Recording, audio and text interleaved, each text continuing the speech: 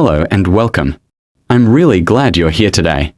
Before we begin, I just want to say, I truly appreciate you for taking the time to listen to these stories. Whether you're studying, working, winding down after a long day, or maybe just trying to relax and fall asleep, I hope this time gives you a little comfort and calm. So, sit back, take a deep breath, and let the words carry you for a while. Here are some stories I'd like to share with you. Am I wrong for refusing to pay for my brother's wedding after he cut me out of his life? I never thought I'd be the kind of person to ask strangers online if I'm wrong. But here we are.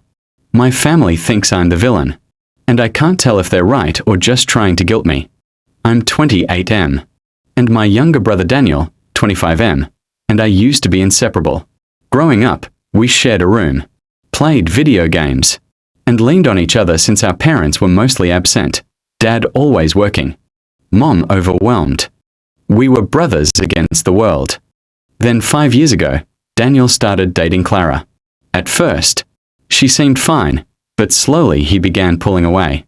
He skipped birthdays, ignored texts, and eventually told me Clara thought I was controlling and a bad influence. That crushed me. I never tried to control him. I was always the one encouraging him. Soon after, Daniel cut me off completely. For years, I tried, sending birthday texts, congratulations when I heard news through our parents, but he never replied. Eventually, I gave up.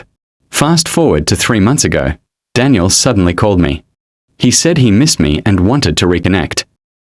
I was cautious but agreed to meet. At first, it felt almost normal, like we were brothers again, until he revealed the real reason. He reached out. He and Clara are getting married, and he wanted me to pay for the venue. I laughed, thinking it was a joke. It wasn't. He said since I'm doing better financially, I work in IT. Stable job, nothing extravagant. I should step up as family. He framed it as my chance to prove I still care. I told him no. I said I'd gladly attend, even buy a thoughtful gift, but I wouldn't cover thousands of dollars for someone who shut me out for half a decade. Daniel exploded, calling me selfish and jealous. Clara later texted me a long rant saying I was toxic and trying to ruin their day. Now my parents are piling on, telling me to be the bigger person, because weddings are expensive and Daniel is still young. Their reasoning is basically that I make more money, so it shouldn't matter. But to me, this feels deeply unfair. Family doesn't disappear for years and then come back only when they need money. I tried to maintain a relationship. He's the one who walked away. And now, somehow, I'm the bad guy for not writing a massive check to prove my love? So, am I really wrong here? Or is my family just trying to guilt me into fixing something that Daniel himself destroyed? I worked at a mid-sized logistics company. The pay was steady, the work stressful, and I was good at it. My job was scheduling deliveries, making sure trucks went out on time and drivers weren't overloaded. It wasn't glamorous, but it required precision, and I liked the challenge. My boss, Mr. Peterson, thrived on intimidation. He strutted around like a king, ruling by fear instead of respect. His favorite line, "If you don't like it, there's the door." Numbers were all that mattered to him. Safety, drivers, and staff came second. For a while, I kept my head down. Then came the audit. The Department of Transportation showed up to inspect our records. Trucking has strict federal rules about driver hours. It's about life and death on the highway. When auditors asked for schedules, I gave them exactly what they requested. I knew some logs were shady. Peterson often forced drivers to exceed legal limits. But it wasn't my job to lie for him. If he pressured drivers to cover it up, that was on him. The auditors didn't like what they saw. Violations everywhere. Peterson blew up. He dragged me into his office, slammed the door, and screamed that I had thrown the company under the bus. I calmly explained that refusing to lie was protecting myself, not sabotaging him. He didn't care. Right then, he fired me. Security walked me out while he smirked. At first, I was crushed. Losing my job without warning was humiliating. But once the shock faded, I realized Peterson had just handed me the perfect opportunity. In logistics, documentation is everything, and I had it all. Emails, schedules, even text messages where Peterson flat out ordered me to break the law. I don't care if it's at 14 hours. Get him on the road or we lose the contract. I didn't just suspect wrongdoing, I had proof. So I contacted the auditors again. I asked if they were interested in more evidence. They said yes. And I handed over everything. Every incriminating message. Every record showing Peterson knowingly violated safety laws. The fallout was brutal. The investigation ballooned. Within months, the company was hit with massive fines. Contracts were suspended, revenue collapsed, and Peterson himself was banned from ever managing a transportation company again. The empire he lorded over crumbled, because of his own arrogance. As for me, I landed on my feet. A competitor hired me within weeks. When they asked why I left my old job, I told them the truth. I refused to falsify driver logs.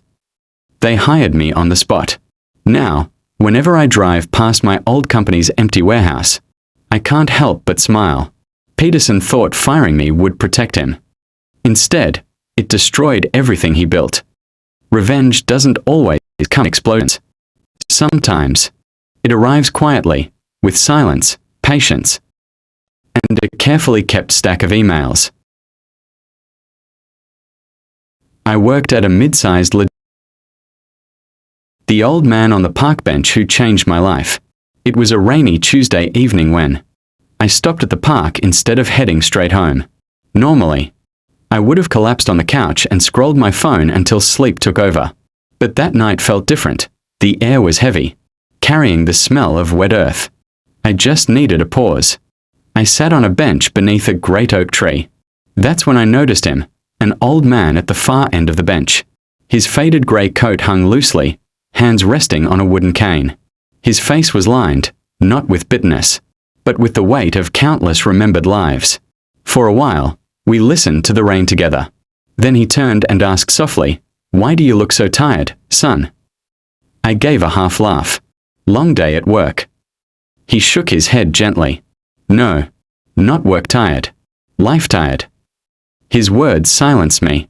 After a while, I admitted, "I feel like I'm always running. Wake up, work, eat, sleep, repeat. Nothing changes." The old man nodded. "That's because you live as if tomorrow is promised. But time, it's a thief. It takes without asking. One day, all your somedays will be gone." His words struck deep. I asked, half joking, "So what do I do? Quit my job? Run off to Europe?" He chuckled. "No, son. Life isn't about abandoning everything. It's about noticing. That tree above us? It's been here longer than you've lived. How many times have you passed it without really seeing it? How many sunsets ignored? How many strangers passed without a word? It's not the work that wears you down, it's the forgetting." I sat in silence, realizing how much of life I'd overlooked. Leaning closer, he whispered, "The secret is this. Live so fully today that if tomorrow never comes, you'd still smile." Then he rose, tapped his cane on the wet pavement, and walked away into the mist. I watched until he disappeared. I never saw him again. I don't even know his name. But from that night on, I changed. I began noticing the warmth of morning coffee, a neighbor's dog wagging its tail, laughter spilling from cafes. Slowly, the exhaustion I'd carried for years lifted. That old man didn't just give me advice. He gave me a second chance at life, without even knowing it.